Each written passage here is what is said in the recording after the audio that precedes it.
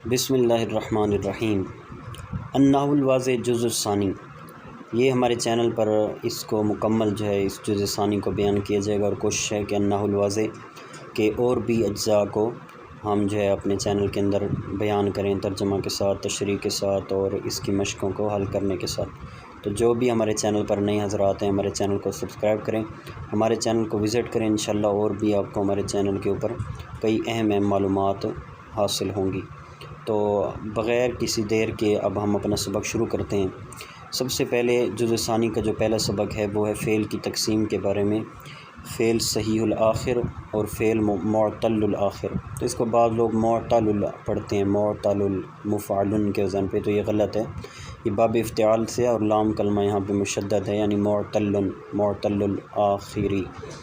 تو تقسیم الفعلی، فعل کی تقسیم الی صحیح الآخری، صحیح الآخر کی طرف، و معتل الآخری اور معتل الآخر کی طرف، یعنی فعل جو ہوتا ہے یا تو صحیح الآخر ہوگا، اس کے آخر میں صحیح کلمہ ہوگا، یا پھر اس کے آخر میں وہ فعل معتل ہوگا، یعنی اس کے آخر میں حرف علت کوئی نہ کوئی موجود ہوگا، وہ الف اور یا میں سے۔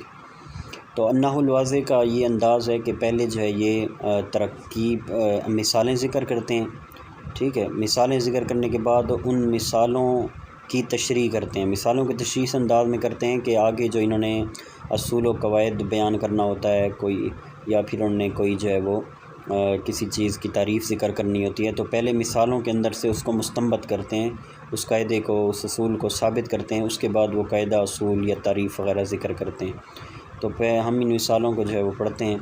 تو سب سے پہلی مثال ہے القى الصیاد شبکتہ، شکاری نے ڈالا شبکتہ اپنا جال۔ دوسری مثال ہے دعا المریض الطبیبہ، مریض نے طبیب کو بلایا۔ یلقى المسیء جزاءہ، برے شخص کو اس کی جزا پہنچتی ہے۔ نمبر 4 مثال ہے سرو الرجل، مرد بلند ہوا۔ تصف السماء، آسمان صاف ہوا یا آسمان صاف ہوتا ہے۔ یدنو فصل الشتاء، سردیوں کا مہینہ قریب ہے۔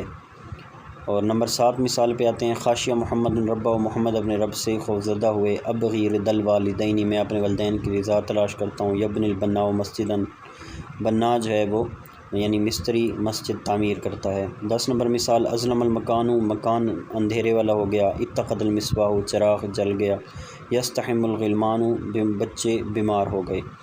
اب بحث کا مطلب ہے کہ ما قبل مثالوں میں بحث کرنا اور ان سے وہ اصول و قاعدہ اور جو سمجھانا چاہ رہے ہیں وہ چیز اس سے مستنبط کرنا اور نکالنا۔ تو بحث کرتے ہیں، البحث بحث یعنی اس پہ بحث، گفتگو۔ تو کہتے ہیں الکلمات، کلمات کون سے؟ القا و دعا، یہ جو کلمات ہیں القا و دعا و یلقا، یہ 3 کلمات، القا و دعا و یلقا، یہ 3 کلمات کس میں؟ فی الامثلۃ الثلاثۃ الاولیٰ، پہلی 3 مثالوں میں، پہلی 3 مثالوں میں یہ جو کلمات ہیں القا و دعا اور یلقا، یہ کیا ہیں؟ کل افعال، سارے کے سارے افعال ہیں، بالکل افعال ہیں۔ تو پہلی ہم 3 مثالیں دیکھ لیتے ہیں۔ تو دیکھیں نمبر 1 میں القا ہے، نمبر 2 میں دعا ہے، نمبر 3 میں یلقا ہے۔ تو یہ سارے کے سارے افعال ہیں۔ وآخر کل منہا، اور ان میں سے ہر ایک کا آخر الف، وہ کیا ہے؟ الف ہے۔ بالکل ایسا ہی ہے کہ آپ دیکھیں القا، دعا، یلقا، ان سب کے آخر میں الف ہے۔ القا کے آخر میں کھڑا زبر ہے، اور یلقا کے آخر میں بھی کھڑا زبر ہے، اور دعا میں خود الف ہی موجود ہے۔ اب یہاں پہ ظاہراً اعتراض ہو سکتا ہے کہ بھئی ان کے آخر میں نظر آتا ہے وہ تو یا نظر آ رہا ہے القا میں اور یلقا میں، تو اس کا جواب بھی یہ خود دیں گے۔ تو کہتے ہیں کہ ان میں سے ہر ایک کے آخر میں الف اس لیے ہے، ظاہراً اگرچہ لگ رہا ہے کہ یا ہے لیکن پھر بھی الف ہے، کیوں؟ لأنہ بہا الفا، کیونکہ آدمی، لأنہ کی ہو ضمیر سے مراد آدمی، کیونکہ آدمی یا قائل ینطق، وہ نطق کرتا ہے، بہا ان کے ساتھ، ان سے مراد یہ القا، دعا اور یلقا، ان کے ساتھ آدمی نطق کرتا ہے الفن، کس کا؟ الف کا، یعنی جب بولتے ہیں تو بولنے میں آدمی کس کو بولتا ہے؟ الف کو بولتا ہے، یا کو نہیں بولتا۔ اور والمعول علیہ، اور جو معول علیہ ہے اور جو معتمد علیہ ہنا، اس مقام پہ، کس مقام پہ؟ اس مقام پہ، یعنی آخر میں کسی کو ہم کہیں گے کہ اس کے آخر میں یا ہے یا اس کے آخر میں الف ہے، مضارع یا ماضی کوئی بھی فعل ہے اس کے آخر میں ہم یہ کہیں کہ آخر میں الف ہے یا ہے، تو اس مقام پہ جو معول علیہ اور معتمد علیہ ہے وہ ہے نطق، وہ کتابت نہیں ہے، یعنی لکھنے کا اعتبار نہیں ہے، آخر میں الف کا ہونا یا آخر میں یا کا ہونا اس چیز میں نطق کا اعتبار ہے، کتابت کا اعتبار نہیں ہے۔ تو یہاں چونکہ نطق الف کا ہو رہا ہے تو اس لیے میں نے کہا کہ وہ آخر کل منہا الفن، کہ ان میں سے ہر ایک کا آخر الف ہے۔ اب آگے چلتے ہیں۔ وتسمى، اور نام رکھا جاتا ہے ان افعال کا، افعال معطلۃ الآخر۔ اب یہ یعنی نام بتایا کہ اس طرح کے افعال کہ جن کے آخر میں الف ہو تو ان کا نام رکھا جاتا ہے۔ کون سے افعال؟ افعال معطلۃ الآخر۔ تو یہ معطلۃ الآخر ہی جو ہے یہ افعالن کی صفت ہے۔ اب ہم آگے چلتے ہیں۔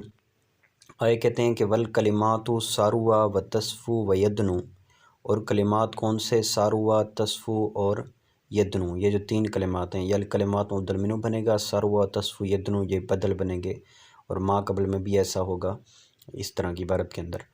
تو یہ مبدل منہ بدل بن کے یہ بن جائیں گے موصوف، اور فی الامثلۃ الثلاثۃ الثانیۃ یہ بن جائے گی اس کی صفت۔ اب یہ موصوف سے مل کے مبتدا بن جائیں گے، اور کلھا افعال یہ خبر بن جائے گا، اور اسی طرح کی ترکیب ما قبل میں بھی ہوگی۔ تو کہتے ہیں کلمات کون سے؟ ساروا، تصفو اور یدنو، یہ کہاں پہ؟ فی الامثلۃ الثلاثۃ الثانیۃ، دوسری تین امثلہ میں، دوسری تین امثلہ میں۔ اب وہ دوسری تین امثلہ کون سی ہیں؟ تو یہ آپ دیکھیں نمبر 4، نمبر 5 اور نمبر 6 دائیں سائڈ پہ۔ تو ان تین امثلہ میں یہ جو تین ہیں افعال، کلو افعال، یہ تین کیا ہیں؟ یہ کلمات، یہ سارے کے سارے یہ کلمات افعال ہیں۔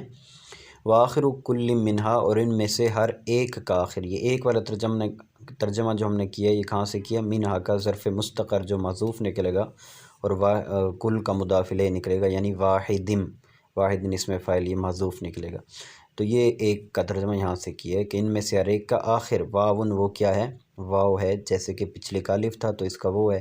وتسمى، اور نام رکھا جاتا ہے ایدن، ایسے ہی ان کا افعالن، وتسمى اور یہ نام رکھے جاتے ہیں، نائب الفاعل بنے گی یا ضمیر، ایدن ایسے ہی افعالن، کیا افعال کون سے؟ معطلۃ الآخری، افعال معطلۃ الآخر، یعنی وہ افعال جن کے آخر میں حرف علت ہے، تو اس طرح ان کو بھی افعال معطلۃ الآخر کہیں گے۔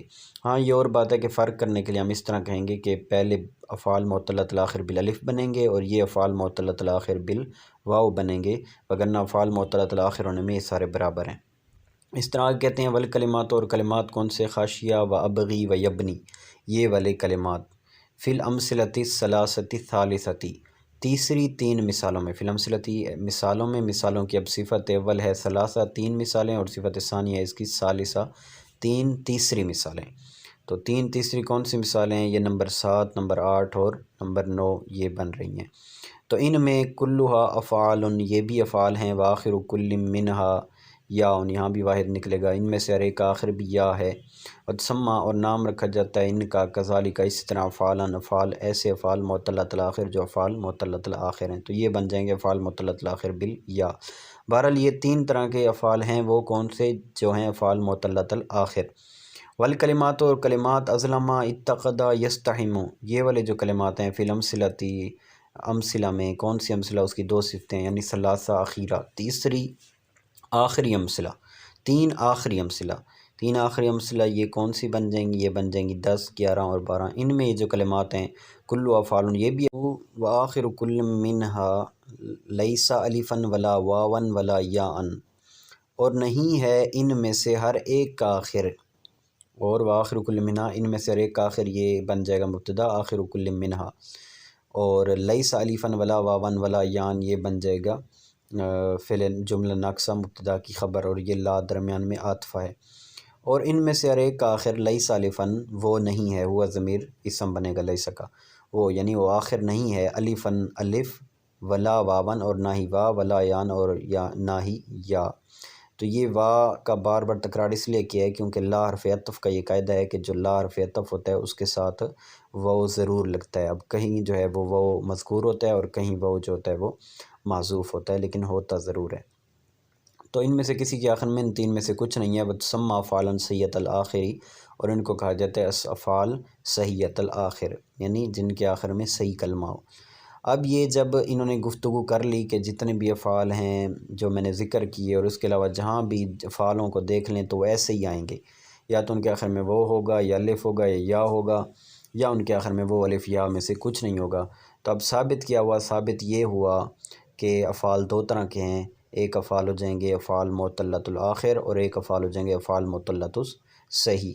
تو یہ دیکھیں ان کا ایک انداز ہے کہ پہلے مثالوں سے ایک چیز ثابت کریں گے، جب مثالوں سے وہ چیز ثابت ہو جائے گی تو اس کو الگ سے قواعد کی صورت میں لکھ لیں گے۔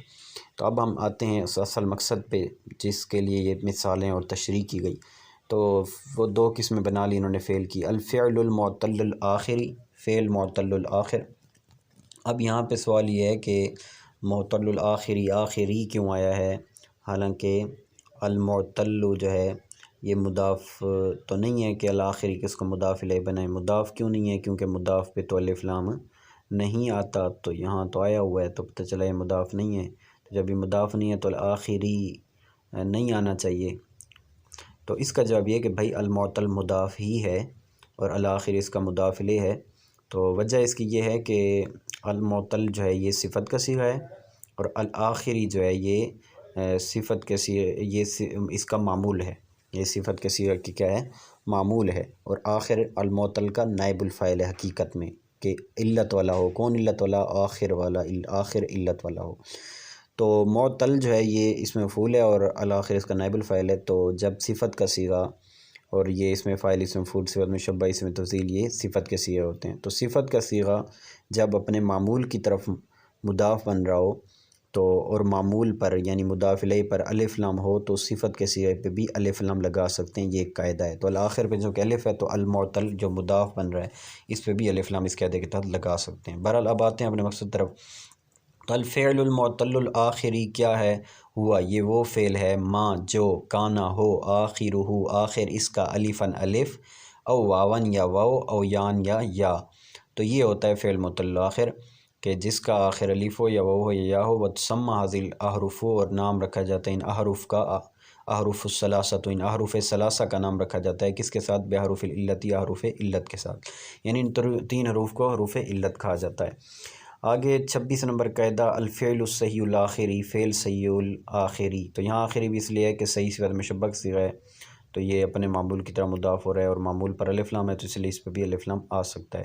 ہوا تو یہ فعل صحیح الآخر کیا ہوتا ہے، ہوا یہ وہ ہوتا ہے کہ ما جو لم یکن نہ ہو آخر آخر اس کا حرفاً حرف من احرف العلت ثلاثۃ، حروف علت ثلاثہ سے، یعنی حروف علت جو تین ہیں ان میں سے کوئی بھی اس کے آخر میں نہ ہو تو اس کو فعل صحیح الآخر کہا جاتا ہے۔ یہ ہمارا النحو الواضح جزء ثانی کا جو ہے پہلا سبق جو ہے کمپلیٹ ہو گیا ہے۔